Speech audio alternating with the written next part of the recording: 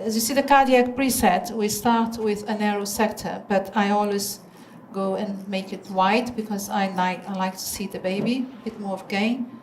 So moving down here, baby's head is down. As I move up, see nice face there again. So head is down. As I move up, the body is to the left. The spine is on the left. Nice spine, ribs. So trying to find a position where we can see the heart reasonably well. Not bad here. So then I narrow the sector. This is all old technique, you should know that. A bit more pressure in the maternal abdomen.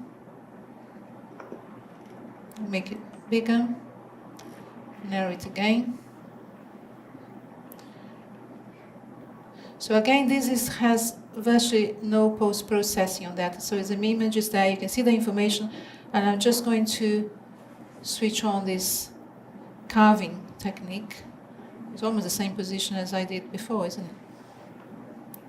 And you have different levels, so we start with off, and then low, medium, and high. I guess you can see the difference. The image is a bit cleaner. I'm just reducing the gain as well. Is it projecting well? Yeah. Not as good as the screen here, but you can look at the one here if you want. So make it bigger. You see how you can see the movement very clearly.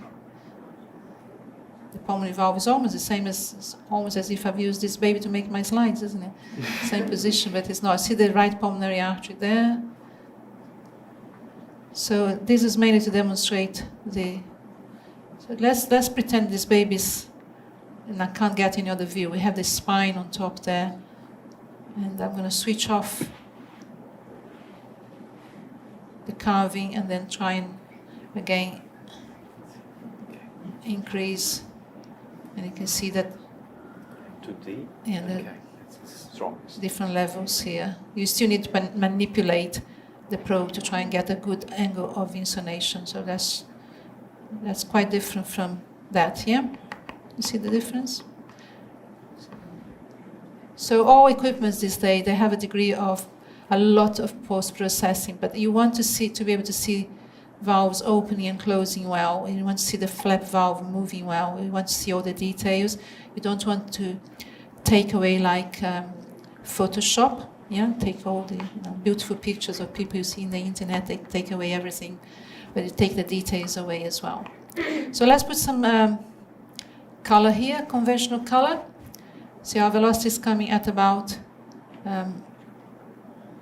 60 centimeters per second. I'm going to increase the gain a little bit. This is the conventional color, and again I'm going to turn on the glossy power. It's quite nice, and it looks like blood, doesn't it? Some of it is royal because it's blue. That's why I tell the patients. So when I switch the color with the glossy one, I lost my scale, but it still works. If I decrease the velocity, you can see that I'm starting to see aliasing in the heart, and we're starting to see the pulmonary veins. I like to use a dual display, as you see very clearly the pulmonary veins coming here, 2 of them from the right lung, 1 from the left lung, just manipulating the probe a little bit. And just going through the different, again that's a normal power, non-directional and directional. Again, it's just nicer. You have to get used to it to some extent, getting that glossy power, but you can see how the information is beautiful. You can accentuate the small vessels with the power. And then as we go up into the vessels, I increased my PRF. You see the left ventricular outflow tract. The branch pulmonary artery is just starting to appear. The ductal arch. And a bit of the aortic arch.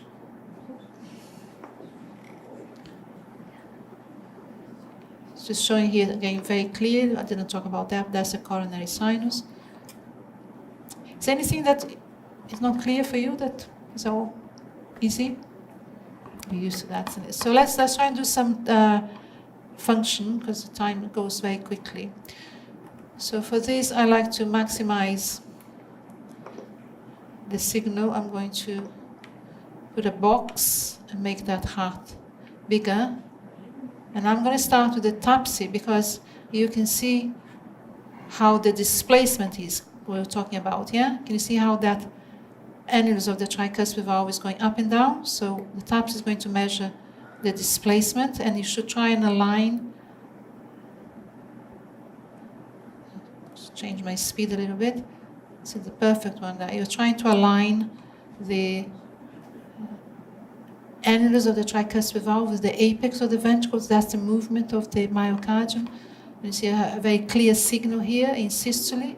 So that's the other way around, because the base of the heart is here. So in systole, the tricuspid valve goes down, in diastole goes up, and it has this kind of almost a triangular shape here, which is the normal appearance. And you remember what I showed you on the babies with cardiomyopathy, showing abnormal diastolic function. So that would be for the right ventricle. And then if I'm doing this, I would normally, instead of doing the left ventricle, I would switch on to TDI. I'll take my pulse wave out, so I start again. Get my 4 chamber first, and then switch my... Show how you measure the TAPSI? How? Yes. The measure, what people do is quite easy, it's the amplitude of movement.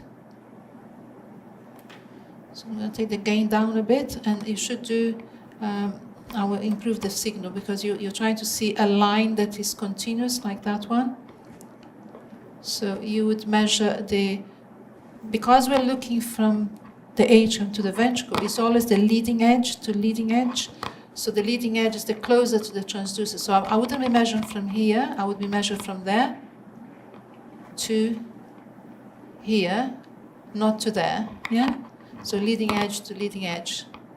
So that would be on her 4.9 millimeters, yeah? The time I have is mirror. Yes, I think, the frame rate here is 37, yeah? It should read the same frame rate. 37 is a very good frame rate for M mode, yeah? So if you need to maximize your image, you need to do a sample, a narrow sector. If you do your image, I'm on a box there, if you do your image like that, your frame rate is 15, so you're not going to get as good a signal. So optimize your 2D picture first and narrow it down as much as possible. I think in some machines, not just on this one, but I experienced in other ones as well, if you do it like this, without putting a box, you get a very small signal. So before I apply the M mode, I would put a box and use that to magnify the picture. And then apply the M mode, because you have a bigger signal, so it's easy to measure. Yeah, it's just the way so in this one it's very easy. Yeah, very clear signal. Yeah, we just need to, and the baby, so that's a better one. Yeah, so just by manipulating my hand a little bit, so this you can follow the signal very clearly here. Yeah. So then let's come out of let's make it a bit bigger. Put the tissue Doppler, the color Doppler. So again, to analyze this, you can record it and then go afterwards on the software and choose the points where you want to see the tissue velocity. Or you can do that just to guide you with the sample volume. And I'm going to do the right ventricle just because the angle is the best, and the right ventricle has a better signal as well. Just if we press that, and then we have our signal. So it's quite easy to do. You get here the E wave and the E prime and A prime and the S prime. So if you don't have tissue Doppler, you can still do that. And I'm going to try and show you that. Come on to the M mode. Let's zoom. So you can use your conventional Doppler. You can see oh, maybe it's going to move, which is, it's been quiet, isn't it? So if we go there, you can see that you still get the same signal. So what I'm doing is I'm decreasing the velocity, and decreasing the gain. You see, you still get the same signal, maybe start to move, yeah? And if you increase the velocity, and then you're going to get the flow through the tricuspid valve. Not quite there yet, maybe start to move. So you can improvise and use your tissue, your conventional pulse wave Doppler there. You can see the signal is capturing there, both of them, is capturing the mitral, the tricuspid inflow, and it's capturing a signal here, which is an artifact, it's not really the tissue velocity. So if you want to look at the tissue velocity, you reduce the velocity and reduce the gain, and that's our signal, yeah, without using the tissue Doppler. It's very similar. The other one is better definition. So what else can I do? Shall I try and do, I'm not sure we're going to get a good loop to show you the, it's better on the left ventricle, maybe here. So you look at the frame rate, we are on 75 frame rate. So it's not quite perfect, because we want really to get it more than 100. So we can try and reduce, change the depths.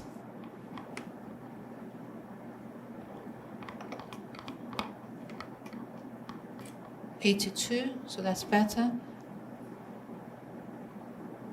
You really have to try and get a left ventricle. It's not perfect, but since in the interest of time, I'm going to try and do that one.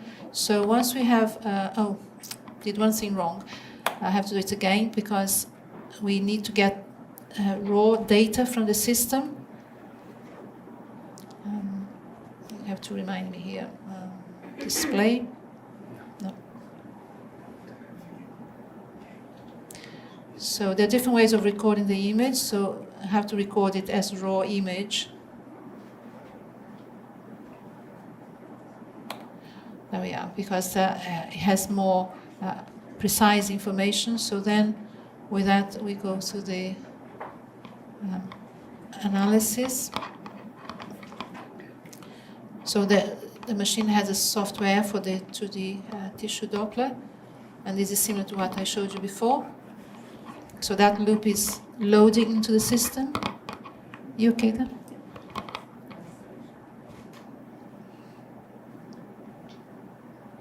I probably had a very long loop there.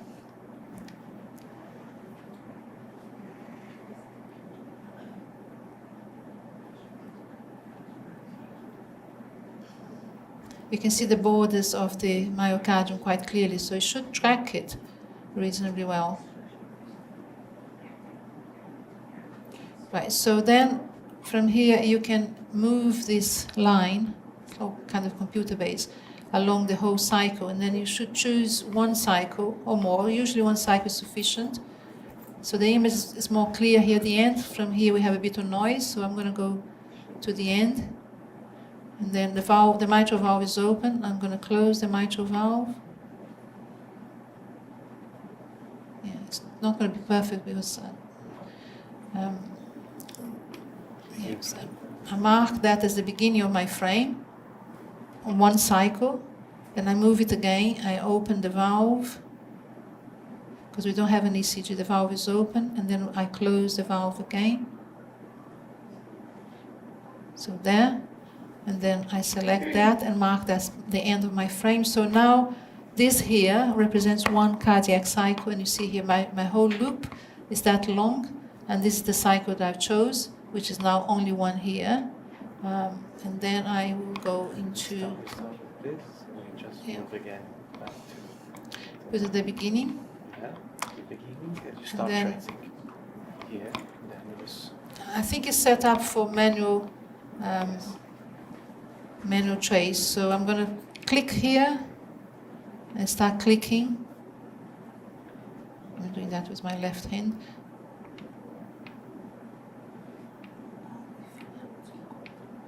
So you do that, and then you get your trace.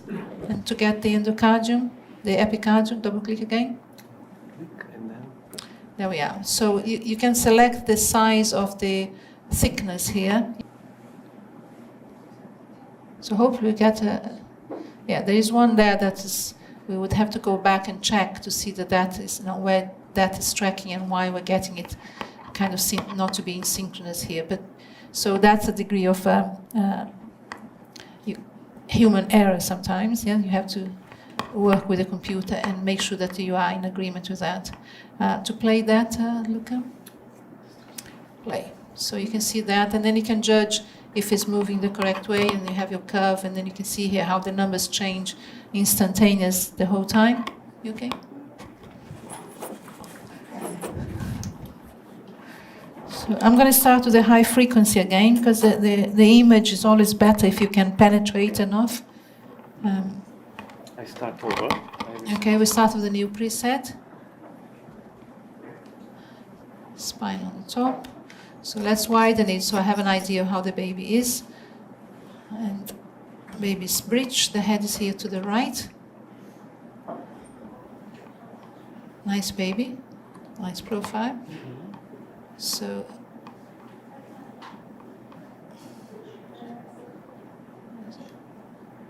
you can see the pulmonary veins there already, which is what you want me to do. So I'm going to narrow it down. Maybe I'll increase my carving on that. The image is instantly better.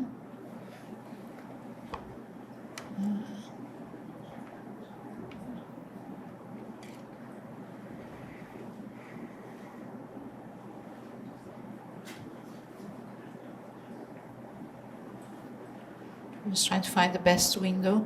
You can see pulmonary veins coming into the left atrium. So I'm only concentrating on the pulmonary veins, so I'm not so worried about looking at the heart structures at the moment. I'm going to put that glossy.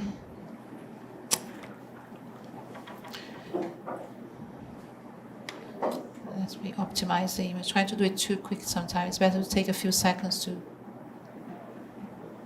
Actually, we can see the pulmonary veins so clearly. We don't necessarily need the color Doppler. I'm going to do it without the color Doppler and then make the sample volume a little bit bigger.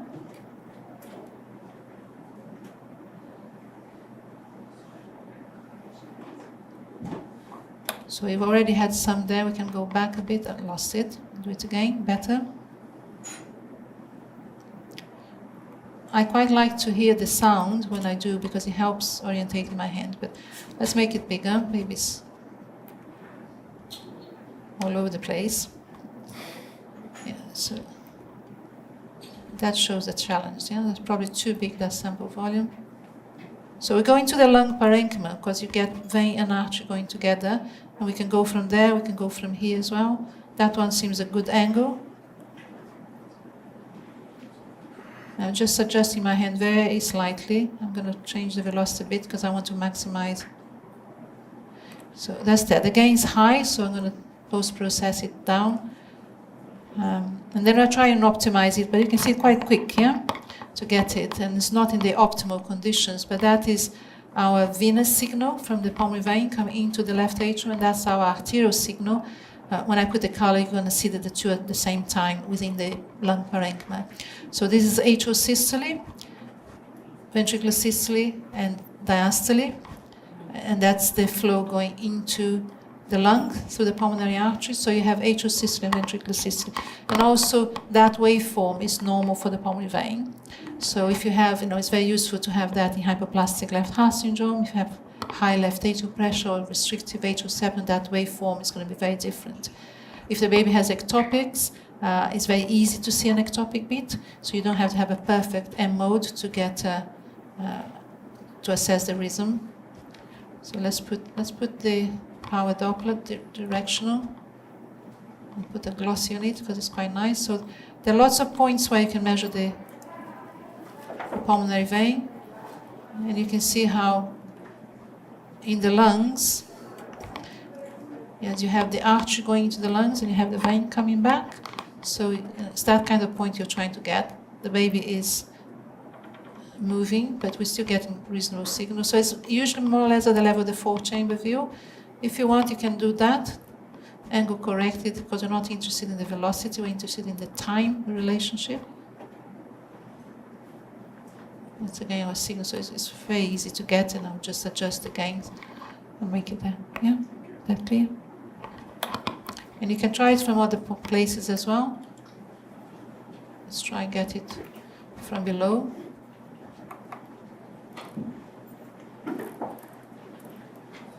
Tell me about the time, because I get carried away. It's 2.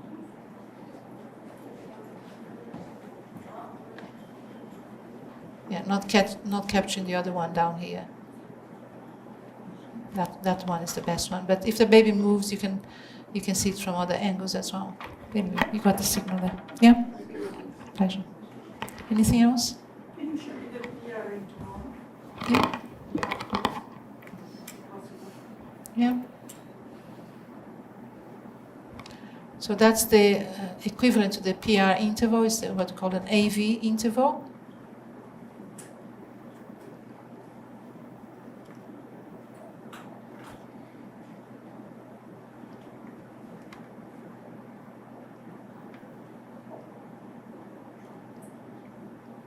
We want to get a good signal of both the artery and the vein to be able to measure the time interval between atrial systole and ventricular systole. We could have measured in one of the ones we got, but we can get another one. Baby's moving.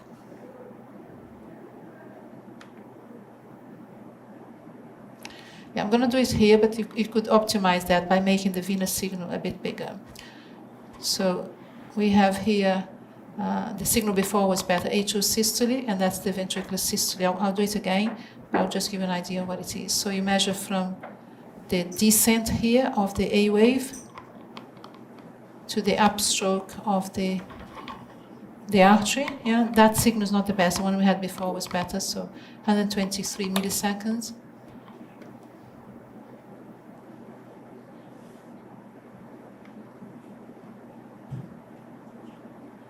So it's much better, yeah? And so you have here atrial systole. So I take it time interval. Obviously you can measure the heart rate, and also you can see it's a one-to-one relationship. Atrial systole here, ventricular systole, atrial systole, ventricular systole. It will take much longer to get a good M mode, I think, to show the normal sinus rhythm. So I'll take it from here when it's going down to the upstroke. And again, 126 milliseconds, yeah? You can measure it more than once. 129, so it's fairly reproducible.